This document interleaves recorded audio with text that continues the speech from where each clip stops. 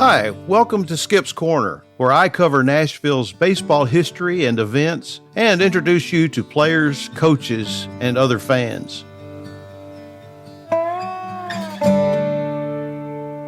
Boy, I just want to tell you, I had a wonderful weekend. First of all, I've been a member of Society for American Baseball Research for a number of years. That's SABR. You can find them at sabr.org.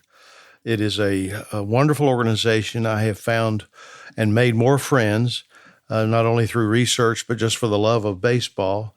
A lot of times it is talked about it in terms of sabermetrics, which is stats. And I'm less interested in that, although I loved all aspects of it. I talked a couple of weeks ago about looking at the back of Topps baseball cards and figuring out the stats, and it's gone a lot deeper than that. But I'm a historical kind of a guy. That's where my interest lies, and I love doing the research, the mining, mining for information, and there are not enough hours in the day. But let me tell you a little bit about this trip I made this past weekend. I left on Friday. Harriet Kimbrough Hamilton rode down with me to Birmingham. It's a nice 3.5-hour drive or so for the Negro Leagues conference it was the 22nd annual Jerry Malloy Negro League Conference. Now, Jerry Malloy was one of the earliest researchers of Negro Leagues baseball history. And his good friend Larry Lester, they got together, I suppose, from the early days and started this conference. Well, longer than 22 years ago, because the last couple of years there has been no conference, and Leslie Heafy is a part of that too. And they put together a wonderful committee that worked really hard to put this conference on. They were also blessed, I think, by the Friends of Rickwood, particularly Lamar Smith's efforts to bring everything together so that this conference could come off. And wow, what a conference it was. I'm almost speechless about it. I could go on and on and on and talk about it. But I'm going to let you listen in a few minutes to some of the people that I was fortunate enough to record, telling a little history of, particularly about Nashville baseball, any subject that they wanted to talk about. But my interest was piqued by a man named Manley who was selling in the vendor's room memorabilia, and I found a baseball that had been signed by my friend Clinton Butch McCord, and he didn't write Baltimore Elite Giants on it. He wrote Nashville Crawfords Semi-Pro 41-42. That piqued my interest again. I remember something about the Crawfords, and I'll dig a little bit more into that. So I asked Lewis if he would come on and talk to me a little bit about his relationship with Butch McCord. And then next will be Dr. Layton Revel. Dr. Revel is the benefactor for the Negro Southern League Museum in Birmingham. It's a wonderful Negro Leagues museum, not based just on the South, but throughout America. I mean, he has one of Satchel Paige's All-Stars uniforms and so many other things relating to Negro Southern League baseball. And then I also got a chance to speak with Phil Dixon. You'll hear how he and I first met, but he's a wonderful author. He's written many books, and he's very talented man. And then Gary Gillette, I met for the first time, although I've known of Gary. He did a presentation on the first day whereby he talked about Negro Leagues baseball as it relates to Piper Davis and the Red Sox. Piper Davis was a Birmingham Black Baron and had a chance to sign with the Red Sox, and he goes into great detail. But I found out through his bio that Gary Gillette is pretty much an excellent source for Turkey Stearns, who was born in Nashville in 1901, and I've talked to Joyce, one of Turkey Stearns' daughters. And the Stearns daughters are coming here on Saturday, this would be the 11th, for a celebration that the Nashville Sounds are honoring Turkey Stearns. So I'm anxious to meet the other sister, although I have talked to Joyce on the phone, but actually meet them both in person. However, Gary was gracious enough, along with Phil and Dr. Layton Revel and Lewis, to sit down and speak to me during this conference. You'll hear a little noise because it was a noisy time. During this whole weekend, one of the other highlights was yesterday. We took a bus tour where it started at the Birmingham Civil Rights Museum, and then we loaded back on and went to Rickwood Field, and then lastly to the Negro Southern Leagues Baseball Museum. Now, if you have not been to any of those, I would encourage you to go. They are eye-opening experiences. I think that you would really, really enjoy it. Negro Leagues baseball is an important facet of our history, not only in baseball, but and through as Americans. And then, Rickwood Field, the oldest field still in existence that was used particularly by the Negro Leagues with the Birmingham Black Barons and other teams. And then the Civil Rights Museum is just, you're almost in awe when you go through the displays there and take the tour. So anyway, let me get on with it. I'll come back in a minute, but this is going to be a little bit longer, but I think you'll enjoy hearing from Lewis, Dr. Revel, Phil Dixon, and Gary Gillette. If you would just state your name and tell me where you're from. Yeah, Lewis Manley, Detroit, Michigan, Negro League historian. And you've met Butch McCord, who is one of my favorites. Yes. Sitting in his living room and talking when he was, he never was finished, but when I was finished, he didn't want you to leave. Yeah. What was your experience? Oh, wow. I met Butch in probably late 1990s. I was, doing my usual thing, traveling the country, meeting Negro League players. And before I left Detroit, I had arranged to come by and do an interview with him. Me and my wife came, and him and his wife treated us like family. We were there for about 2 hours. We were talking about all of the, his career, the minor league, Negro Leagues, and college and all of that, and being a coach in that area and all of that. He was outstanding. Didn't want us to leave. Signed on the thing I had and gave me pretty much a good, thorough interview or interview of his career. It was very hospitable and very helpful. He and I were Nashville Old Timers Baseball Association members together, as was my dad. And Butch would come to those meetings and tell stories, and you couldn't get enough of it. Even when the meeting ended and you had Butch stay over, right? He would just go on and on as long as he had an audience, wouldn't he? Yes, on and on and on. And his memory is so sharp. Good. You put a 10 photo on from him, you can tell you all the guys was on his team. And that was 30 years previous, 40 years previous. He still was sharp. Did he ever give you any experience that was kind of the harsh part of playing baseball in what we know as organized baseball, which is really just Major League Baseball or minor league baseball? Yeah. It was all organized baseball. Right. But did he ever give you any kind of a incident or share with you something that was a little harsh? He didn't really want to get into too much detail about that. It's what I found with him, and maybe you did too. But he would hint that it was what it was, and what we heard was accurate. Not necessarily wanted to talk too much details about his personal experience, but if you asked him about that, he would tell you basically that what you heard was generally accurately, and you can't really explain it accurately without experiencing it. Is what he would say to me. Exactly. Well, people that don't know what they went through, he really didn't want to tell that, like you said. And I'm just wondering if something came up that we could make people understand how harsh it could have been.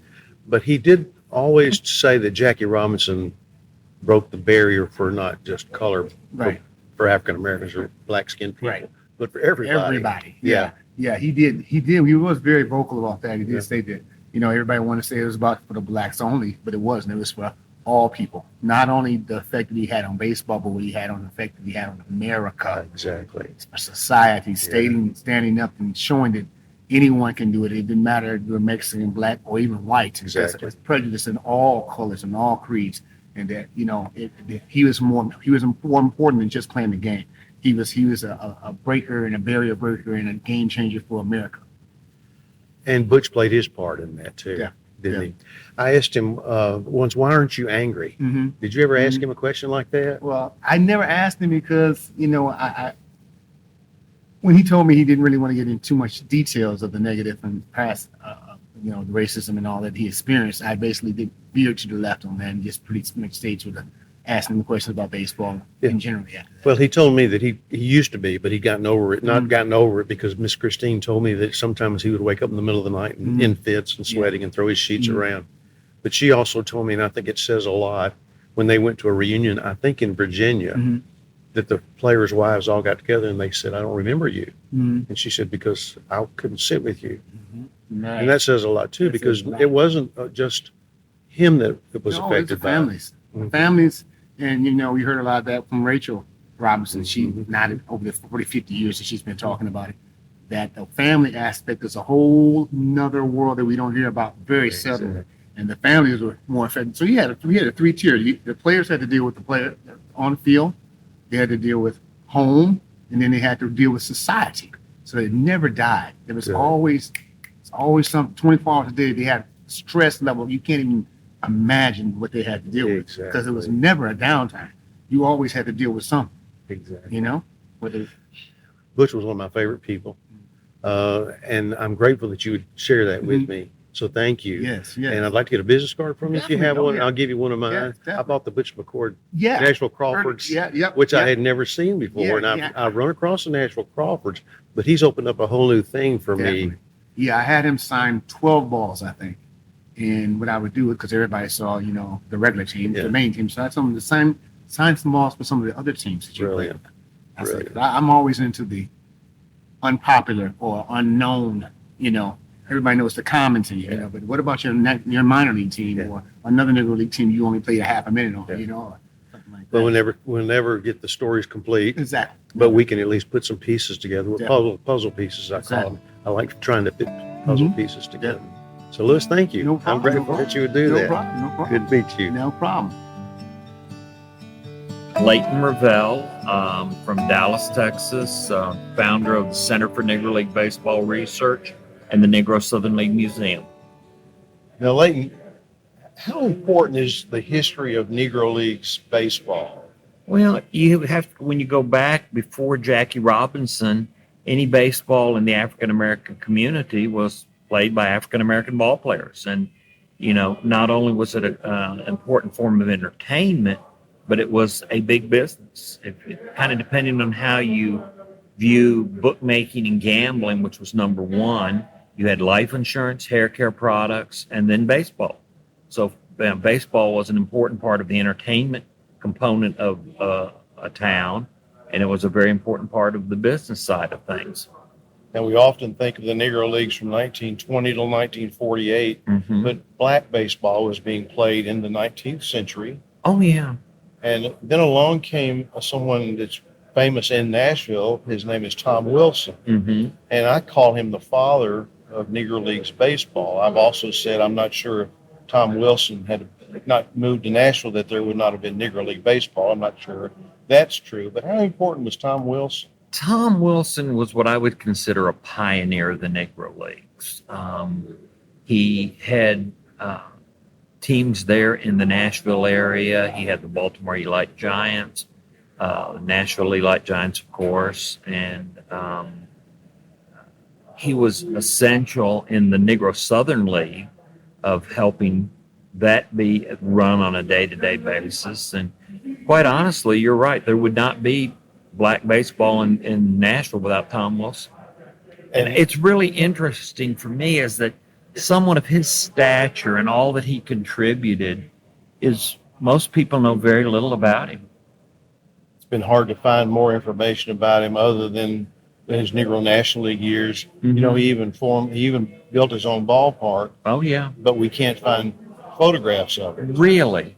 Have you found the location of where it is? I think so. There's a historical marker that Butch McCord, I think, actually may have paid for from the state, but it's placed in a location that's on public property. Okay. And it's not in a commercial property where I think the location was. And I'm running a story on that, and one of these days I'll share where I think it is, because I've got to be sure before I say that it was in this location. Yeah, that's one of the problems that we continually run into. Well, you know, I heard that on the internet, or I read that in a newspaper article. If it gets published in any format, people take it as the gospel truth. Exactly. And, you know, you're like I am in that before you say something, you want to be really darn sure it's accurate, or at least qualify what you say is. And for me, it's always, you know, reportedly this person did this or this person did that. But that would be really interesting. I think the key, Skip, is we continue to work, we continue to research, we continue to talk to people. And this has been a really, really good weekend for me. In the Negro Southern League, there was a gentleman by the name of Alan Page, and he owned the Page Hotel in New Orleans, where you're a person of color, that's where you stayed. He owned the New Orleans Creoles, he owned the New Orleans Black Pelicans, knew the name for years. I knew about where the hotel was supposed to be, but I knew very little about him. And one of the first people I met at the conference here today is his son. And his son lives in Austin, Texas, about 200 miles from where I live, and has a wealth of information about his dad. He was sitting there showing me pictures on his phone that he's taken. Oh, and I've got all this, I've got that. And, we're going to plan to get together and do an early pioneers of the Negro Leagues book on his dad, so we can download it to the to our website. And the history of his dad will be forever remembered. And I think that's important. I think we need to do the same thing with Tom Wilson. They're trying to get him elected to the Hall of Fame, and we're going to see what we can do to help that along. Yes, he's not in the Tennessee Sports Hall of Fame, and she has kind of made that her mission to make people aware of how important he was. Mm-hmm. He was not only a baseball pioneer, but he was an entrepreneur, mm-hmm. and was very well loved and respected. Smiling Tom, I think they called him, yeah. And not just in the African American community. He was known as Smiling Tom, and I think in a good way. Yeah. Nashville, you guys got a lot of great history there. A lot of really good ball players that came out of there. And we're very important to the Negro Southern League. Right. And Harriet and I drove down together, mm-hmm. and I've listened to stories that I had heard before, but I can hear them again and again and again about Henry Kimbrough. How great was Henry Kimbrough? Oh, he was an outstanding ball player. And if people go to our website, www.cnlbr.org, and when you look at our directories, there's a directory there for Forgotten Heroes. And we did a book on Henry Kimbrough a good number of years ago because he was an outstanding ball player. And, for me, I see my role as collecting the information, presenting the information, and then letting people make their own decisions. And when you read our book on Henry Kimbrough, everybody comes away with the same thoughts as, gosh, this guy could really play. And, career 300 hitter. He was very quiet, evidently a very quiet individual. And when I had the opportunity to meet him, he said, I asked him about being kind of standoffish and quiet. He said, I was from a country town. I didn't talk real good at first. And he said, I just kept to myself, stayed out of trouble, kept my head down. I was in the big city. I enjoyed visiting the museum yesterday. I've been there many times, but there's a Butch McCord display there, which I was happy to see.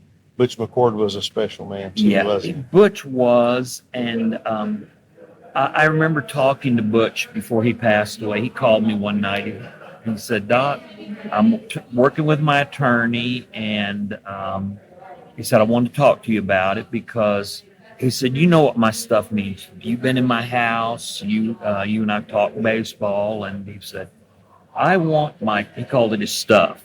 I want my things to be somewhere where they're going to be taken care of. He didn't want them sold on eBay or auctioned off at the nearest auction house. Butch had a photograph of every team he played for. And, this was his history. This was his legacy. And he knew how much I appreciated what he did and how much I admired him, not only as a ball player, but as a Christian. He asked me, would I take care of his stuff at the museum? And I told him I would be honored to. And I told him, I said, now, one of the first things I'm going to do is I'm going to put up a permanent exhibit of you there in the museum because you started with the Negro Southern League, you played in Nashville, you played with the Vols and that. And the most impressive thing to me about Butch always, from an athletic standpoint, was, everybody talks about Golden Glove winners, and in the National League, American League, they pick out a Golden Glove team every year, and best first baseman in the American League gets a glove, best first baseman in the National League gets a glove. Well, back in the 50s and 60s, they had a Silver Glove award for the minor leagues. And the way I understand talking to Rawlings is that they would pick one first baseman for all of minor league baseball, so from AAA to the rookie league, who's the best fielding first baseman in baseball. Not only did he win it once, he won it twice. 1958, 1959, he wins the Silver Glove Award. And I'm honored to be the caretaker of that for this period of time. And you can come to the museum and you can see the Butch McCord exhibit, and it has one of his silver gloves there, along with the glove that he actually used that he played that season with. The second glove will be going into our exhibit that we call the Treasures of the Negro Leagues, and that silver glove and the glove that he wore during that season, used during that season, will be in there. But McCord was a great ball player and career 300 hitter, best defensive first baseman of his time in the minor. Never made it to the majors, but people got to realize back in the day when he was playing, there were only 16 teams. Twice as many teams today. If he were playing today, he'd be playing first base for somebody in the major leagues. But more importantly, the most important thing I think about Butch is the type of man and person he was, the role model that he was for young athletes coming up in the Nashville area. And he exemplifies what a professional athlete, how they should be and how they should act. And thank you for putting that on display. I know he and his wife, Christine, would be very pleased. Oh, it's a huge honor to me from several perspectives to think that, because Butch's artifacts, and we've got lots of stuff of Butch's. I mean, we could fill this whole room up here with a Butch McCord exhibit and that. He saved everything, he kept everything, and he cherished everything. Not just the big things like the Silver Glove Award, but like I said, he had pictures of every team that he ever played for. He still had his bat, he still had his glove. Every award, whether it was from the Cub Scouts of Nashville to the Key to the City, he kept those things. And they're safely in our archives here in Birmingham, and they always will be. That's great. Well, Layton, thank you for talking to me, and I'm grateful that you would share that information, and we'll stay in touch. Well, thank you, and I'm really appreciate all that you've done for the Center for Negro League Baseball Research and the museum over the years, and good luck on this project, and we hope to be on again sometime in the future. Thank you very much. God bless. My name is Phil Dixon, and I'm from Kansas City, and I probably want to talk about Bruce Petway. I think Bruce Petway is someone that should be considered for Hall of Fame. Bruce Petway, not only was he a great catcher, he played with some really good teams, and one of the teams I think that should be recognized is the 1910 Leland Giants. That team won 106 games and lost 6 in the regular season. So Bruce Petway was a great receiver, and he was an excellent bunter. And in his time, and even through the whole era of major league catchers or whatever, Bruce Petway was a base-stealing threat. And a lot of big league catchers weren't a base-stealing threat, but he also had a gun for an arm. And many times they would compare him to Johnny Clean, who was the Cubs catcher, who was also an outstanding receiver during that same period. But he's one of the underrated, unsung heroes of the whole Nashville baseball experience that I think you couldn't go wrong if you nominated him for any Hall of Fame, including the major leagues, but certainly he needs to be in any Tennessee Sports Hall of Fame, and he's not. Yeah. What about, do you know whether he had any influence on Turkey Stearns leaving Nashville, or where he was in Nashville and Knoxville in 1920 and maybe went to Montgomery? And Petway, I read something, and I can't find the connection, that he would have maybe influenced Turkey Stearns when he left the area and went north to play ball. Well, he could have. Was Turkey, when he came to Detroit, Petway was still managing. And so Petway was one of the original managers of the Detroit Stars. So, yeah, he certainly could have had influence on Turkey Stearns. But, the legacy that he had probably influenced a lot of players, because when people saw him, they were seeing the greatest catcher in Negro League baseball. Smart guy, fast guy, great hitter, great bunter, and he learned from the master, Andrew Rule Foster. Isn't that something? That's great. It's always a pleasure to talk about ball players who don't get the recognition. In the 80s and 90s, Stearns didn't get the attention he deserved. He was very underrated. I think partly is that he played in Detroit for most of his career, although he also played Chicago with the American Giants and in Kansas City with the Monarchs. He played in the West, which didn't get as much attention as the East. He only played 1 year in the East at Philadelphia, actually, a year and a half. He played a half year for the Lincoln Giants in 1930. He was a very quiet guy, teetotaler, didn't carouse with the players, didn't go out after games, kept to himself. really never boasted about his achievements. There's a great quote that he said, which was, he didn't count his home runs because they didn't win the game, they didn't mean anything. I think that is pretty much reflective of his personality. So he didn't get the attention he deserved when he was a player. He started getting attention in the 80s and 90s with the renaissance of Negro League research. People discovered how good he was. He was a great home run hitter, I would say, except for Gibson and Suttles, possibly Leonard.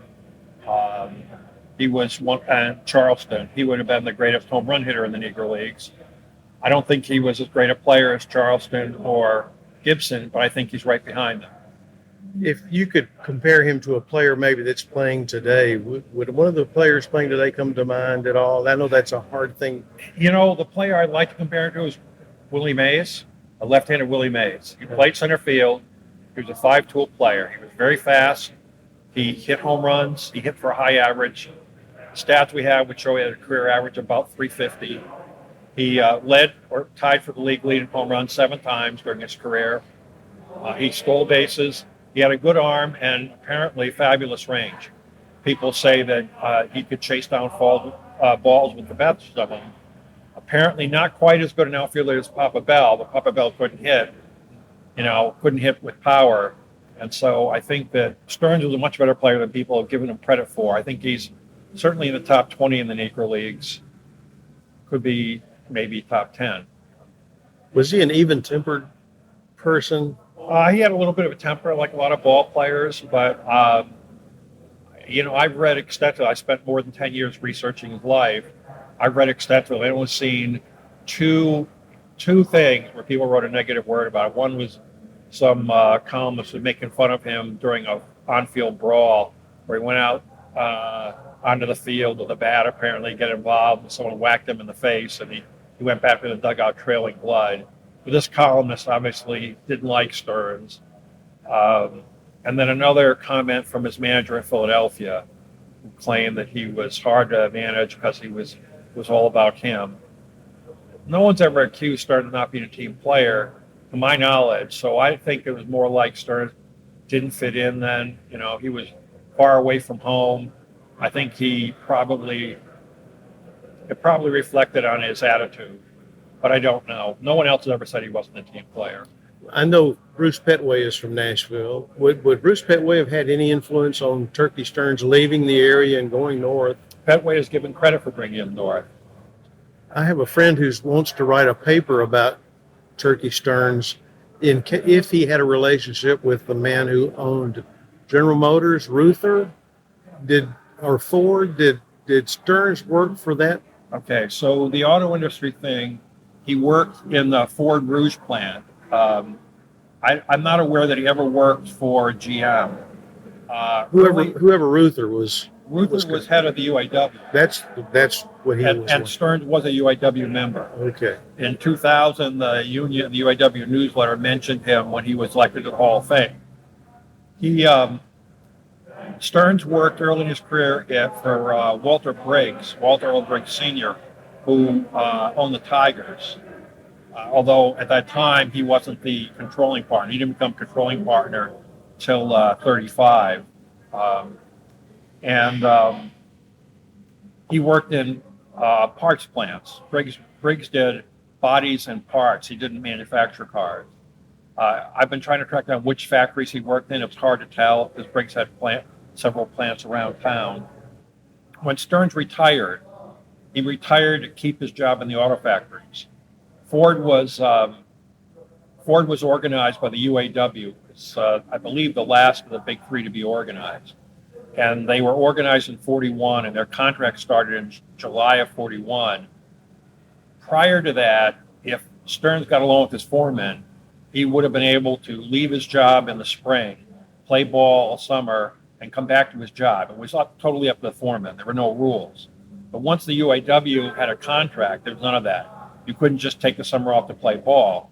And so for years, I had wondered why why there was nothing about his retirement. I've searched the Kansas City papers. I've searched the Michigan paper. I searched all the African-American papers on the web. all of these, and I could not find any record of him formally retiring.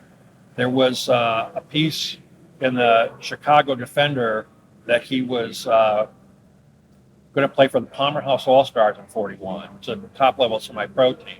There's no evidence that he played with them. I think maybe Palmer House put that out because they were talking to him. And then in April of 41, the Motor City Giants semi-pro team in Detroit announced he was going to play for them. And Stearns was quoted in an interview as saying they did a good job on the auto factory and he didn't want to lose it. So I'm confident that the decision to retire was mostly related to he did not want to lose his job at the Ford Rouge plant.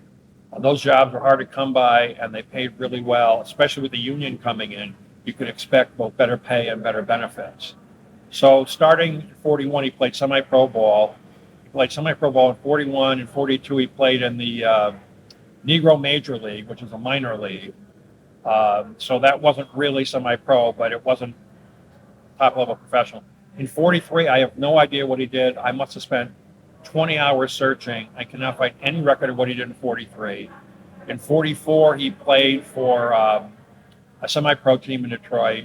And in 45 is the last year he played. He played for the Toledo Cubs in the United States League. He certainly played for a while. Ron Teasley, who was on that team with him, Ron was 18 at the time. Turkey would have been 44. Ron says that Turkey retired after a few games and was like a coach. But I think Stearns played more games than that. Ron's memory is really good, especially considering he's 95.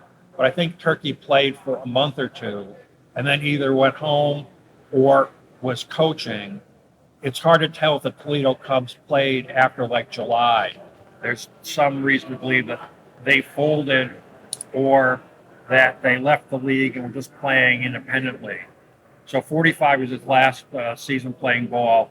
He did apparently umpire games, semi-pro, Negro League games in Detroit after that. So I think his retirement was unplanned. He had a pretty good year in 39, actually a really good year. In 40, not so hot, but it wasn't so bad that he couldn't play. In 41, there was an article saying he would be in he was in spring training with the Monarchs. I think that was like he's going to be in spring training, and he never actually played with the Monarchs. And then he just decided he couldn't risk his job with Ford. The Rouge plant at that time was probably the biggest factory in the world. It employed somewhere like 40 or 50,000 people. It was a self-contained plant where they brought in iron ore and limestone and coal, and they made their own glass, they made their own steel, they made everything. And so they brought in raw materials and cars were the assembly line. Mostly the black workers were stuck in the worst job. This was true in the auto industry trade in general. They were stuck in the foundries and in the paint shops, which were the hottest, most dangerous jobs. One of Turkey's daughters tells me that he had scars on his arms and that on his body from, hot embers or pieces of, molten metal. And whereas white workers who started in the foundry and the paint shop could get promoted, black workers had trouble getting promoted out of there. He had hearing loss later in his life. The daughters attribute that to working in the foundry. They didn't wear ear protection. Interestingly enough, Joyce was a teacher of deaf kids in high school. So it's interesting that, he had hearing loss. I think that he probably wanted to play in 41 with the Monarchs. I think they probably would have certainly given him a chance to play if he, had help from training. There was some indication they thought he might compete for his old job, but I think that the union forced his hand. He was a union member from 41 until he retired, which was 74, I believe. He worked more than 25 years in the auto plants. I think he retired in 74. And he would have been a UAW member that whole time. I've been trying to get the records of his employment, but the union records either don't exist or they're not indexed. And so it's very hard to track them down. I talked to the UAW historian and the archivist at the Walter Reuther Library in Detroit, which holds the UAW records. That may be where you connected him with Reuther's, the Walter Reuther Library, where the That may be. records are, and that's where you go looking for his auto employment. So he would have retired relatively comfortably, right? Yeah, for a working class black man, yeah. He owned his own house in Northwest Detroit where he raised a family. He had a second wife, Nettie. Yep. They married in 45, if I remember correctly. Nettie just died in 2014. And she died at 96, but she was much younger than him. So if she was 96 in 2014, she was born in 2008. She was 17 years younger than him. Right. She was introduced to him by Double Duty Radcliffe Seriously. because there's a family connection. You'd have to ask Joyce, but Yeah. Nettie was related, like niece or something, to Double Duty Radcliffe's family. And he introduced them. When I wrote my story, I included what I found on Ancestry about his first wife. His first wife was a widow, Ruth James. She was a widow of a pastor. They got married in 1930 in New York. He was going to play for the Lincoln Giants for the season. He came back there quite a mid-season. And they were married in New York. There's a piece saying they're going off to get married. He's going to play ball in New York. She was a beautician, either worked in beauty shops or owned her own beauty shop. Ron Teasley thinks she owned her own shop. And she also was a singer. She had a chorus that would perform, but I could never find out when she died or where she died. She and Turkey got divorced in 44, and then you lose track of her, except for a few mentions in the African American press about the Ruth James singers. Wow. So if you have something from the ancestry, I'll be happy to send it to you. Yeah. Well, I'm grateful for your time. Say your name and where you're from again, just so I'll be sure that. Gary Gillette. I'm from Detroit, Michigan, and I'm the founder and chair of the Friends of Historic Democratic Stadium. And I got to know Joyce Stearns Thompson and Rosalind Stearns Brown, Turkey's daughters. Oh God, probably it's close to 15 years ago now. Maybe a little bit less than that. Well, there you have it. 4 outstanding voices for Negro Leagues baseball. I said in my intro that I had ridden down to Birmingham with Harriet Kimbrough Hamilton, whose father was Henry Kimbrough. I'll tell you, it was the shortest 3.5 hours down and the shortest 3.5 hours back home as we talked to each other about our lives, about how our lives intertwined with our faith and with our love for baseball, and how our dads played ball in different eras, but in different ways. Henry Kimbrough was an outstanding player, as you heard Dr. Revel say. I'm grateful to all 4 of these. I'm grateful for you listening. And if you have a chance this coming Saturday, go to the Sounds Ballpark for Turkey Stearns Night. I think you'll find it thoroughly enjoyable. And as always, I'm grateful that you would join me. If you'd like to get in touch with me, email me at 262downright@gmail.com, or you can go to baseballinnashville.com and click on the contact page and send me a message. Let me know how you enjoy Skip's Corner. Until next time, this is Skip Nipper.